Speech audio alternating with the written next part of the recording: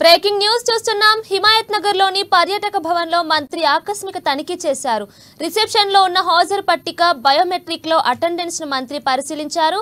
ఇక పూర్తి స్థాయిలో ఉద్యోగులు రాకపోవడంపై మంత్రి ఆగ్రహం వ్యక్తం చేశారు. ప్రతి ఫ్లోర్ ను పరిశీలించి ఉద్యోగులు, సిబ్బంది వివరాలపై మంత్రి ఆరా తీశారు. ఖాళీ కుర్చీలు దర్శనం ఇవ్వడంతో అసహనం వ్యక్తం చేశారు. సంవత్సర కాలానికి సంబంధించిన అటెండెన్స్ జాబితాను తయారు చేయాలని, హాజరు శాతం, ఉద్యోగులు పనితీరుపై సమీక్ష నిర్వహిస్తానని మంత్రి పేర్కొన్నారు.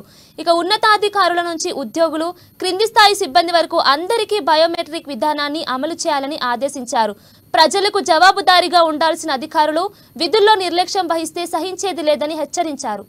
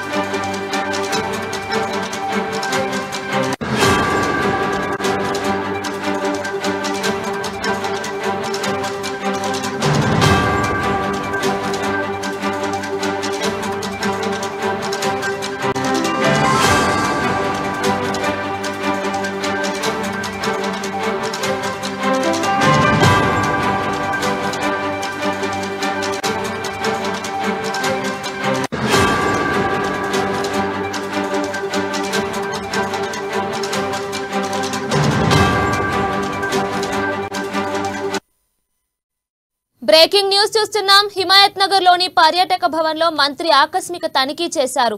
రిసెప్షన్ లో ఉన్న హాజరు పట్టిక, బయోమెట్రిక్ లో అటెండెన్స్ ను మంత్రి పరిశీలించారు.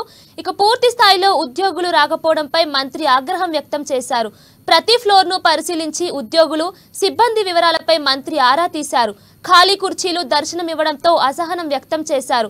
సంవత్సర కాలానికి సంబంధించిన అటెండెన్స్ జాబితాను తయారు చేయాలని, హాజరు శాతం, ఉద్యోగులు పనితీరుపై సమీక్ష నిర్వహిస్తానని మంత్రి పేర్కొన్నారు.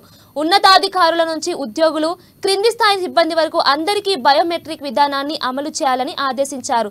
ప్రజలకు జవాబుదారీగా ఉండాల్సిన అధికారులు విధుల్లో నిర్లక్ష్యం వహిస్తే సహించేది లేదని హెచ్చరించారు.